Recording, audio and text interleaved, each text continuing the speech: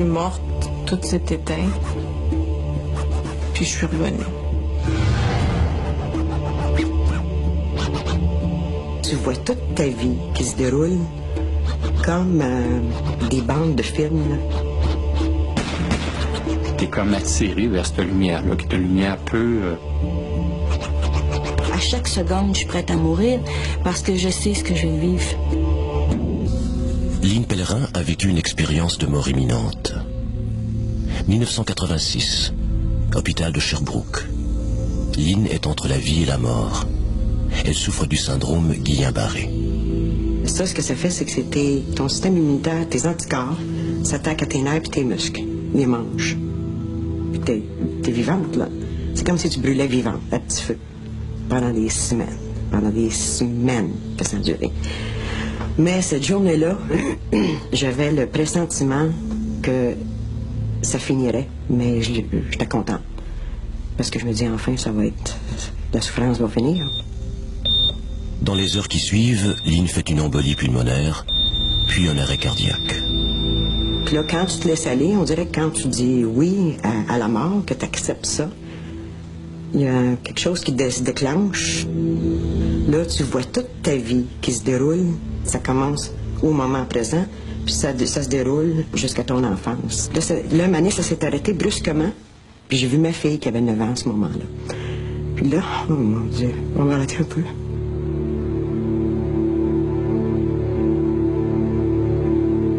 Elle avait un beau sourire, puis là, tout de suite, je sais qu'elle n'était pas être correcte, même si je partais. C'est à cet instant que Lynn dit mourir.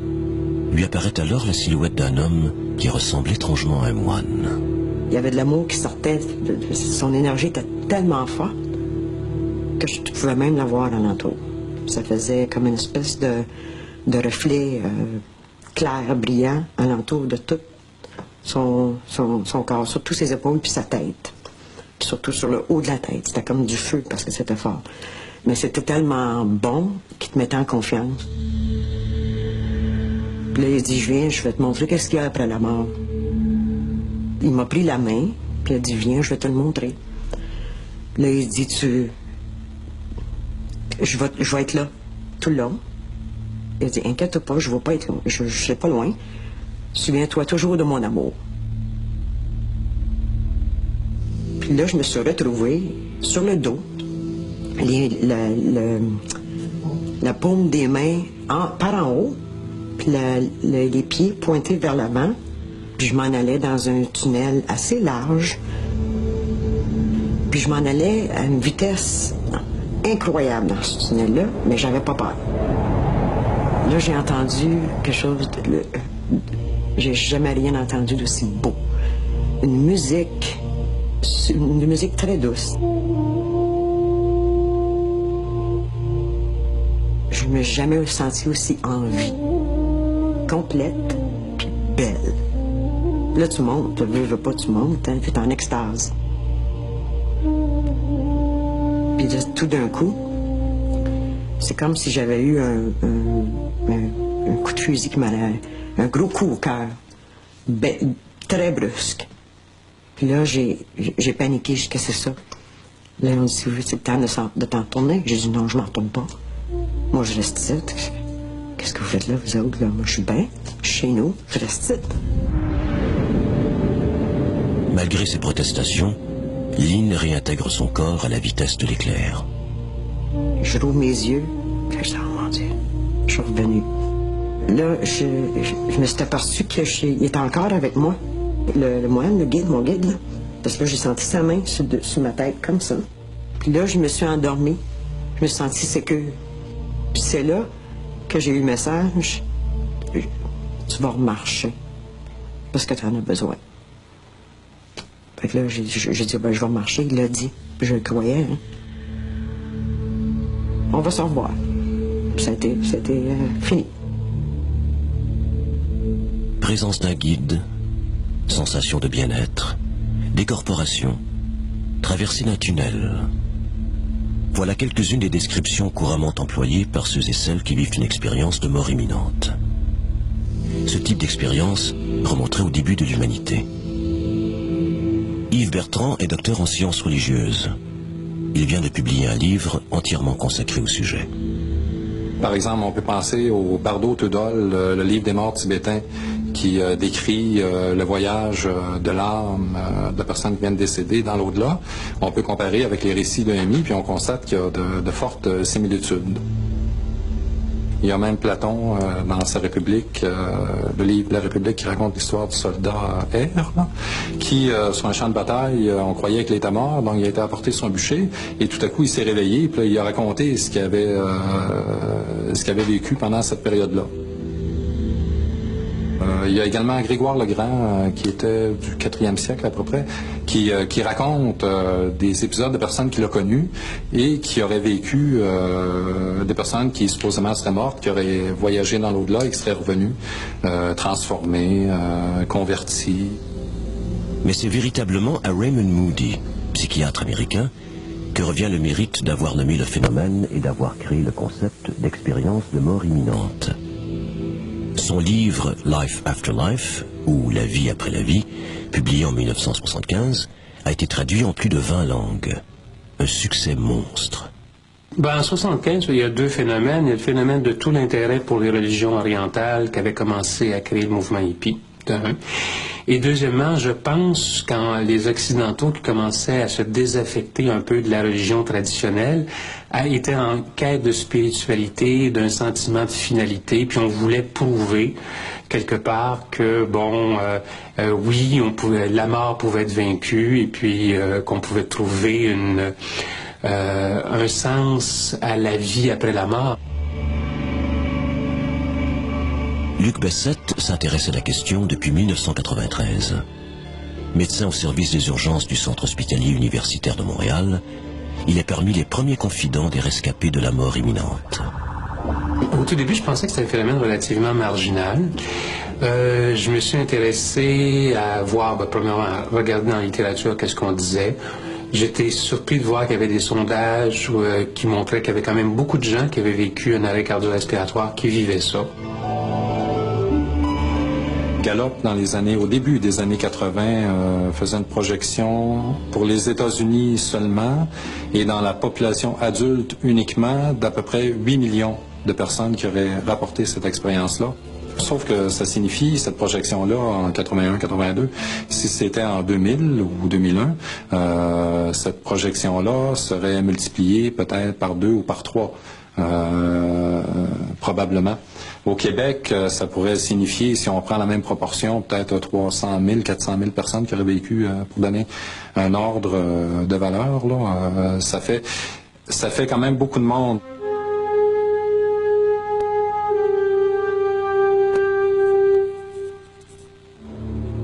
Sylvain Gamache fait partie du nombre. Automne 1982.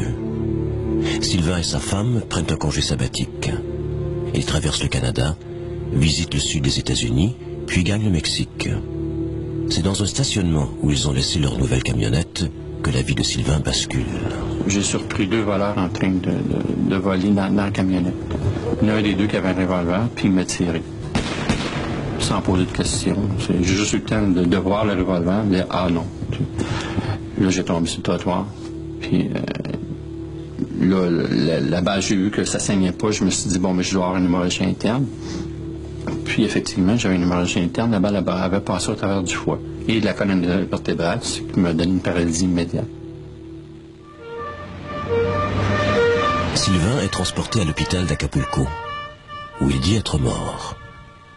Il y a une sensation de bien-être qui s'est installée en moi. Puis là, c'est comme si je quittais mon corps. Là, je me suis ramassé comme à l'envers au plafond, à me voir avec les médecins alentour.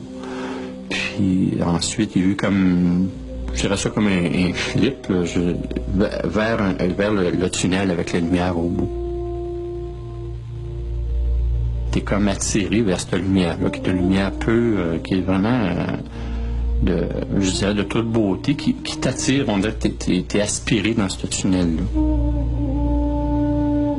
C'est un peu difficile à expliquer. C'est quoi? C'est comme si t'es entré dans un vide, puis vraiment, là, t'es attiré vers le trou au bout où il y a la lumière. Puis, en me dirigeant vers la lumière, j'ai eu une grande respiration facile. Tu sais, je dis, tiens, ils m'ont sauvé la vie.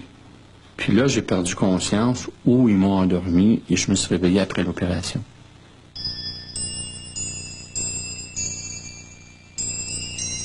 Qu'est-ce qui était clair, c'est que moi, dans le fond, mon corps est mort. Moi, j'ai continué à vivre. J'ai laissé mon corps.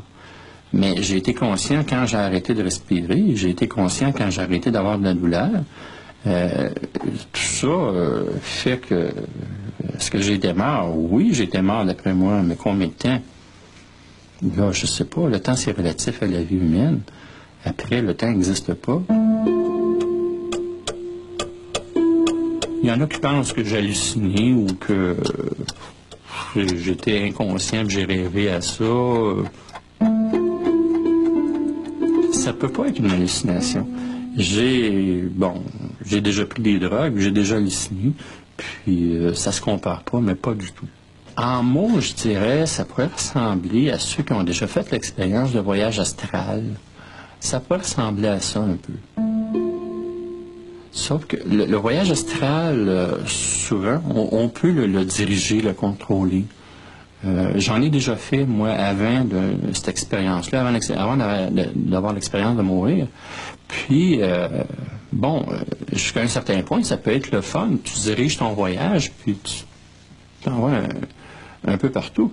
Là, par contre, j'ai pas l'impression que j'avais le contrôle de ce qui se passait.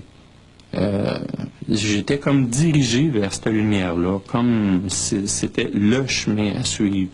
Il n'y avait pas d'autre opportunité, c'était de se rendre là. Puis après ça, là, il était censé, d'après moi, se passer quelque chose.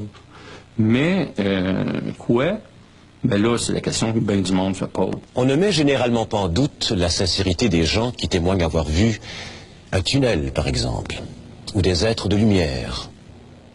Par contre, on pourrait croire que ces images ne sont que le fruit de l'imagination nourrie de tout ce que la personne a pu lire et entendre sur le sujet. Mais que penser lorsque ce sont des enfants qui relatent cette expérience? Hôpital Sainte-Justine de Montréal, 1981. C'est ici que le générique confie à la psychologue Suzanne Ouénard ce qu'il avait vécu suite à un arrêt cardiaque. J'ai fait un arrêt cardiaque, genre comme ça. Là. Puis pendant ce temps-là, j'étais au ciel. Puis avec mon lit, c'était assez dur. Avec quoi? J'étais dans mon lit. Là, j'ai vu mon grand-père qui me tenait la main, puis il m'a dit « Tu vas guérir. Puis j'ai vu Dieu, là, il était devant moi, devant du lit. Il m'a pas parlé, mais je savais qu'il me disait que j'allais retourner sur terre, puis que j'allais guérir. Quand t'es allé au ciel, comment c'était? C'est tout illuminé.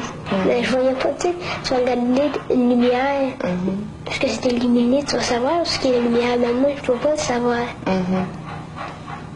Puis, tu pouvais pas voir d'où venait la lumière? Non, ça, je peux pas le savoir. Mais il y en avait partout. Il y en avait partout. Puis toi, comment tu te sentais? Je me sentais bien. Je voulais pas revenir. J'étais bien. Qu'est-ce qui faisait que tu te sentais si bien, là? Je sais pas. Je me sentais relaxée. Je n'étais pas intubée, j'avais rien dans les mains, tu sais. J'étais libre. Je me sentais en sécurité. Puis rassurée. Maintenant que tu es revenue, là, que tu vas bien, qu'est-ce que tu penses de tout ça? Moi, je n'ai pas peur de mourir. Non? Non. Comment ça se fait, ça? Explique-moi. Je sais pas. Quand on vient de là, on dirait que t'as moins peur de mourir qu'avant.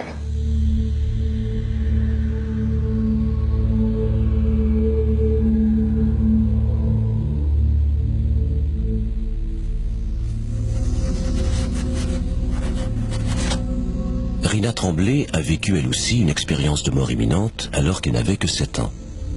À cette époque, elle habitait le village des Escoumins sur la côte nord. Nous sommes le 23 juin 1959. Rina se jette à l'eau pour se rafraîchir. Les choses tournent mal. Elle fait une violente pneumonie. On ne lui donne que quelques heures à vivre.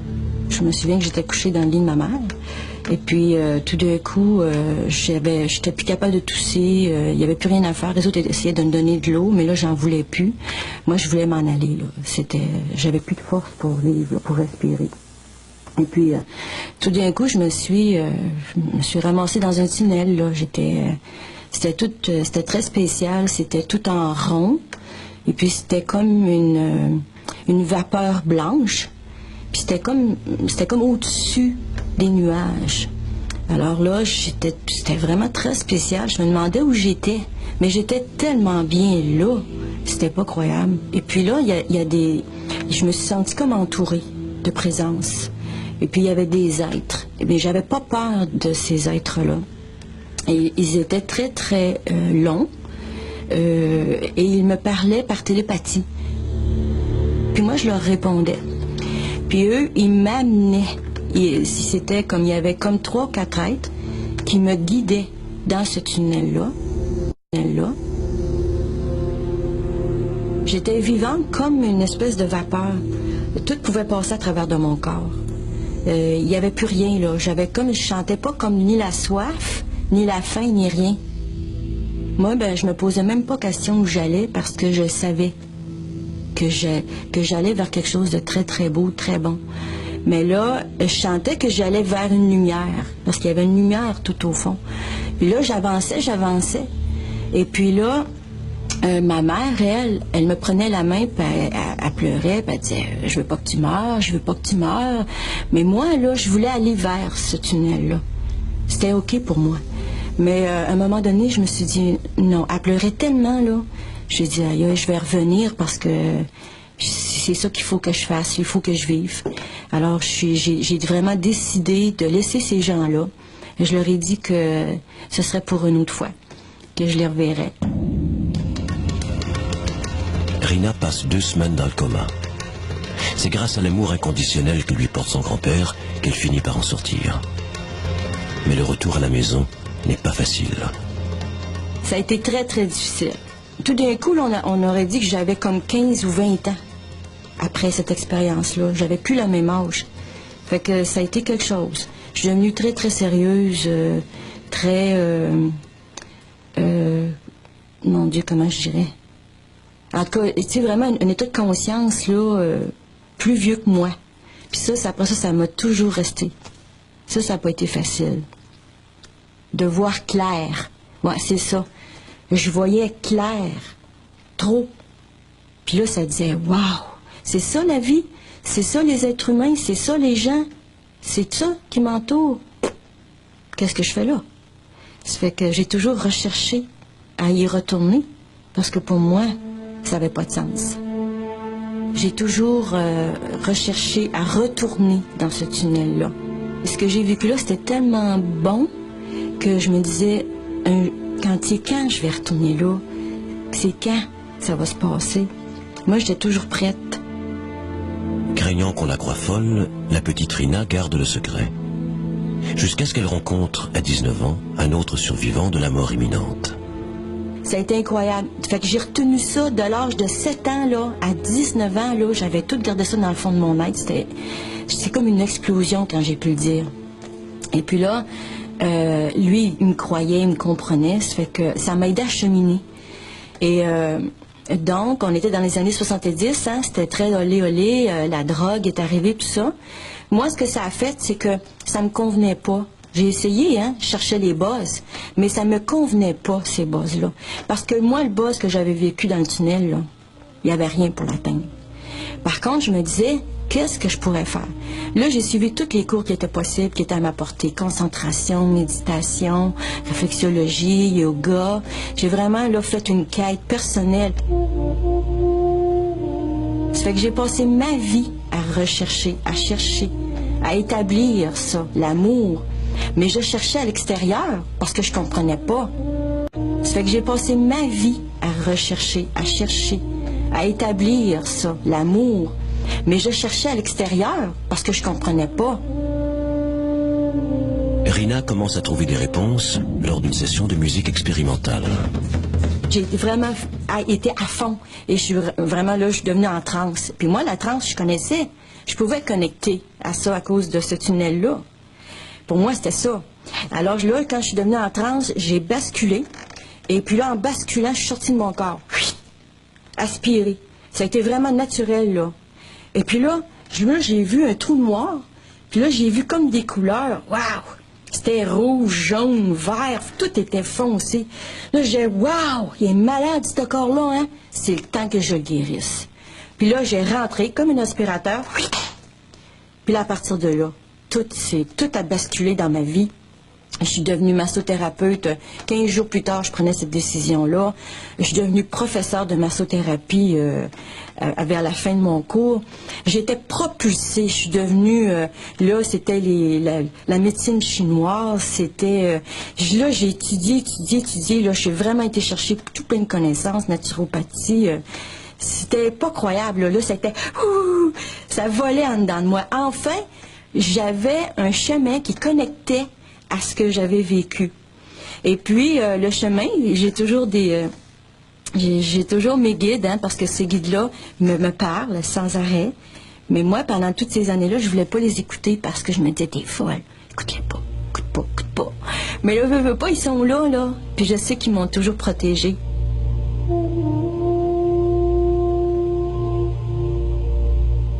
Puis là, je commence à avoir des puffs de bonheur. C'est pas croyable. J'en reviens pas. J'accepte tout. Puis je suis heureuse. Ça fait juste quelques mois que je vis. Je marche, là, puis tout d'un coup, je me sens riche. Je me sens heureuse. Puis là, ce tunnel-là, je l'ai ramené en dedans de moi. Il vit là, maintenant. J'aspire plus à y aller parce que je l'ai rentré là. Puis ça, c'est bon.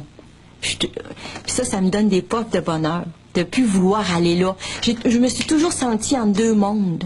Puis ça, c'est pas drôle, c'est élevé. Ça fait mal, parce que t'es toujours comme... T'es sur la terre, puis t'es là. Puis là, tu reviens, tu dis, voyons, je suis normale où je suis, moi. Mais là, enfin, là, je me sens unifiée. Je suis revenue. Puis je suis toute là. Je sais que je vais vivre très, très vieille, parce que j'ai beaucoup de choses à accomplir. Je suis juste au début de l'accomplissement de ma vie. Ça, je sais ça. Pour le docteur Daniel Doyle, expliquer l'expérience de mort imminente est loin d'être facile. J'ai jamais voulu trop m'aventurer dans ça parce que c'est pour être perplexe, là. Mais on fait face à ce problème-là jour après jour, nous autres. Je ne peux pas. J'ai recherché souvent dans la littérature des situations semblables. Aux États-Unis, j'ai un patient qui est décédé comme ça au Texas et qui est revenu à la vie, qui avait vu un feu dans la ville au même moment, beaucoup plus loin de l'endroit où il était décédé, qui est revenu à la vie, a tout rapporté les événements. Je peux pas vous expliquer qu'est-ce qui se passe exactement. Je pense que ça relève pas de mes compétences, mais c'est intéressant, c'est un fait. C'est un fait. Un fait dont le docteur Doyle a lui-même été témoin. 1990, hôpital Notre-Dame à Montréal. Le patient est à l'article de la mort. Sa seule chance de survie est qu'on lui trouve un nouveau cœur. Le docteur Doyle cherche désespérément un donneur, mais sans succès. Je retourne à la maison, puis le lendemain matin, je reviens à l'hôpital et j'entends quelqu'un m'interpeller à travers la porte d'un lit de soins intensifs et puis qui m'appelle par mon prénom, puis qui dit « Daniel, je te remercie pour hier ». Alors, je suis allé voir le patient avec les yeux inquisiteurs, puis on se connaît. Et il dit « Toi, tu me connais pas, moi, je te connais ». Parce qu'il dit, pendant l'opération hier, j'ai tout compris que j'étais après décédé. Et puis j'ai pu voir de l'extérieur tout ce qui s'est passé, puis tous les efforts que tu as mis pour me trouver un cœur. Puis malheureusement, ça n'a pas fonctionné. Alors, le patient, évidemment, avait donc récupéré contre toute statistique chirurgicale. Et avait tout vu du haut, d'une position quelconque. La situation avait vu d'en haut ce qui s'était passé autour de lui. Et il pouvait déterminer la position de la salle d'opération parce que je lui ai posé des questions. Alors, il pouvait déterminer la position de l'anesthésiste ou la tête, qui était l'anesthésiste, où était située la table d'opération, où j'étais situé à l'extérieur pour téléphoner, la position dans laquelle j'étais pour téléphoner, comment j'étais à côté sur le poste. Les médicaments que l'on donne peuvent rendre des patients confus, entre guillemets, mais la célérité des faits rapportés par ce patient-là, c'est incroyable. Ça m'a impressionné. Alors, ça m'avait surpris, ça. Il m'avait raconté qu'il était allé à une espèce de tunnel blanc, puis qu'à un moment donné, il fallait qu'il décide s'il continuait ou s'il restait, puis qu'il avait décidé de revenir.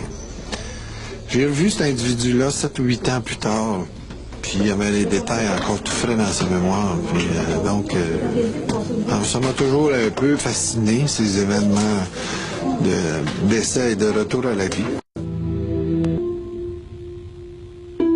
Aujourd'hui, grâce à la science médicale, les progrès, il y a des personnes qui auraient été déclarées mortes, qui seraient mortes, mettons, il y a 50 ans. Avec les progrès de la technologie, aujourd'hui, elles peuvent être réanimées. C'est très difficile de savoir ce qui s'est passé là, dans la salle d'opération parce que tout le monde se couvre. C'est très, très difficile de savoir ce qui s'est passé exactement. Mais oui, définitivement. Je suis morte, tout s'est éteint, puis je suis revenue. Ça, c'est certain.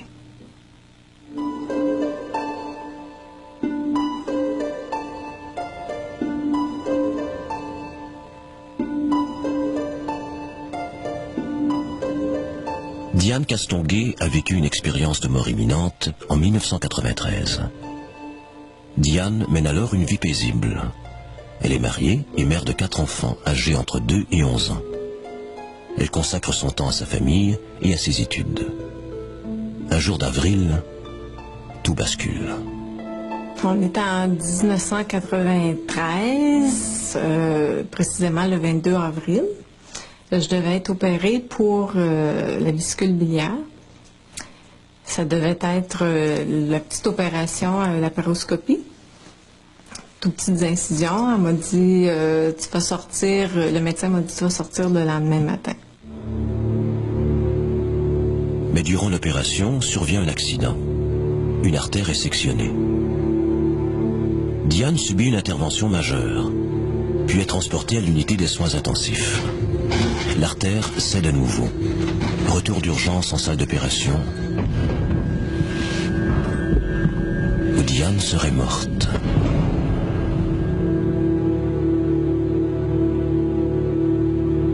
La chose que je me souviens après, c'est d'être dans une espèce de pièce de lumière. C'était pas une pièce avec des murs, mais il y avait des limites quand même. C'est comme si la lumière sortait de murs. Et puis, j'avais pas de corps. J'étais pas dans mon corps, mais c'était moi. Il n'y avait que de la lumière. Une lumière, une blancheur, une pureté. La présence de cette lumière est l'élément clé, le point de rencontre de toutes les cultures, toutes les civilisations, toutes les religions. On la retrouve dans les témoignages de catholiques, de musulmans, de bouddhistes ou d'hindouistes. La question qu'on peut se poser, la lumière est-elle un symbole ou est-elle le dernier symbole possible? Il n'y en a pas au-delà de la lumière de symbole possible, dans le sens que la lumière, ce n'est pas une forme non plus. Hein. On peut dire que c'est une forme, mais la lumière, ça représente quoi? Ça peut représenter la conscience. Si vous êtes bouddhiste, vous allez dire que ça représente la conscience. Si vous êtes chrétien, vous allez dire que ça représente Dieu. Mais quand même, il y a le phénomène de la lumière qui, lui, va être décrit de façon à peu près similaire. Puis il y a quelque chose qui me demande, est-ce que tu veux partir ou est-ce que tu préfères rester? J'ai ressenti la liberté de choisir. Puis une liberté comme on ne connaît pas ici. Pas du tout, du tout. Liberté totale de... Si je décidais de quitter, c'était parfait. si je décidais de rester, c'était parfait. Puis là, j'ai pensé à, c'est sûr, à tous mes enfants, mais spécialement à la petite dernière qui avait seulement 2 ans. Puis là, je me suis dit, non, je peux pas partir. Donc, j'ai décidé de revenir. Puis je me souviens très bien d'avoir fait ce choix-là.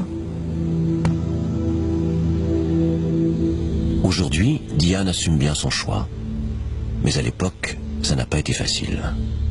Par après, ça a été difficile parce que le quotidien a pris le dessus. Il y avait des moments où j'aurais voulu retourner, où je me suis questionnée, j'ai-tu fait le bon choix?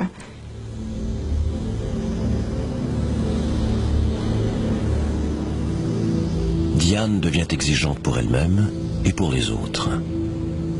Elle est habitée par le besoin de vivre des choses sincères et d'être elle-même profondément vraie. La quête de la vérité puis de vivre intensément aurait pas été la même si j'avais seulement frôlé la mort. Parce que j'aurais pas cette certitude qu'il y a une autre vie, qu'il y a autre chose, qu'on est plus qu'un corps, qu'on est d'abord une âme. Non, ce serait pas la même chose. Mais là, je sais que si je vis bien, puis je vis au bout de mes choses, il y a une autre vie. Donc, tout ce que je fais a un sens. Ça va aller plus loin, je vais vivre autre chose. Partir ou revenir? Plusieurs rescapés de la mort racontent qu'ils ont eu un choix à faire. Un choix lourd de sens. Et qui soulève une question de fond. Celle de notre pouvoir face à la mort. Aurions-nous sur notre lit de mort le pouvoir, par exemple, de retarder de quelques minutes, de quelques heures, voire de quelques jours, la venue de la grande faucheuse qu'est la mort?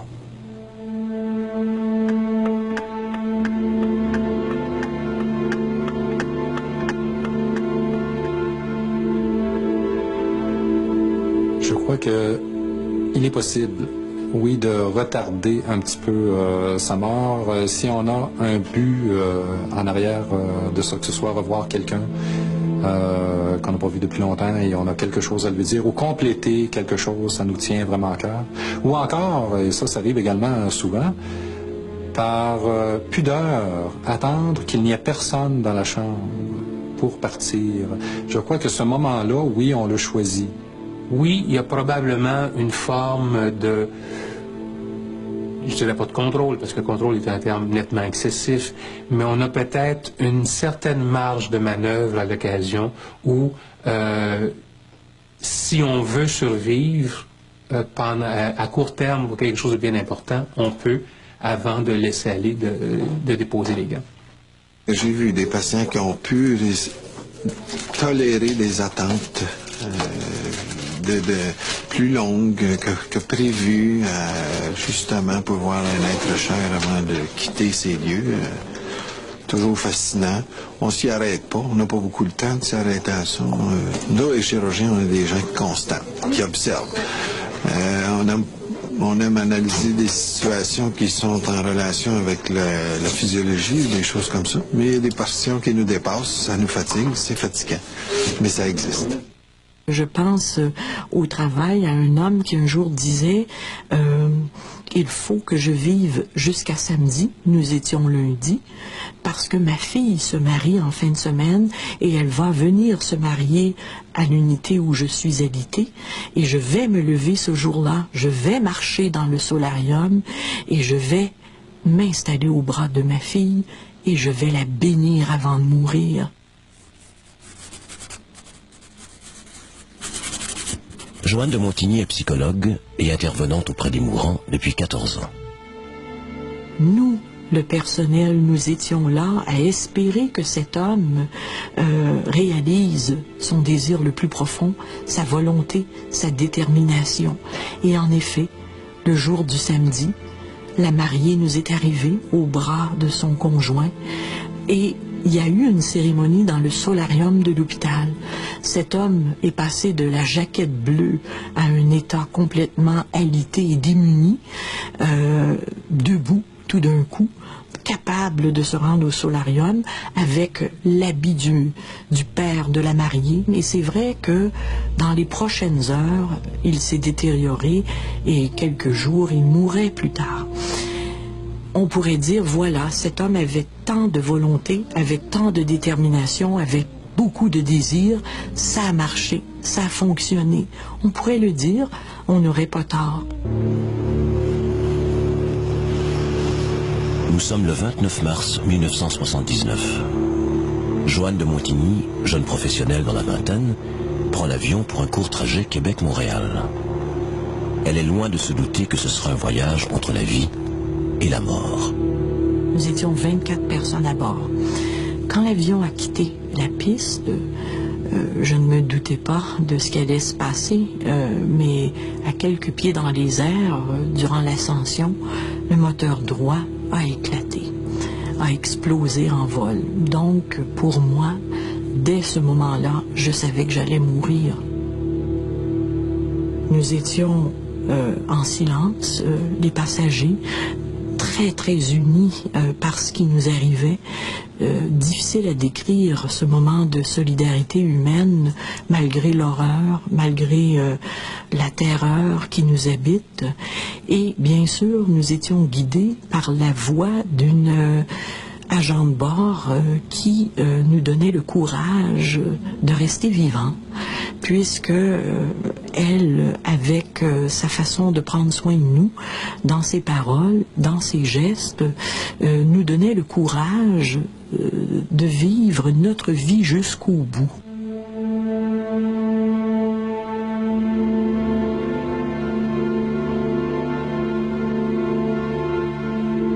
L'avion s'écrase. Joanne est éjectée de l'appareil.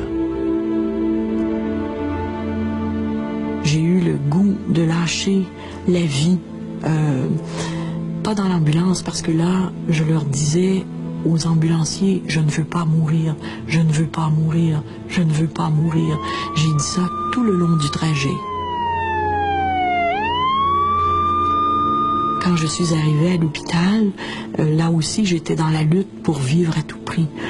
Mais une fois que je me suis retrouvée aux soins intensifs, et plus tard, quand j'ai appris que 17 personnes étaient décédées, des fois, j'aurais voulu lâcher. Je trouvais que c'était gros de revenir comme responsabilité, de trouver un sens à mon retour et de faire que ma vie soit utile plus que jamais.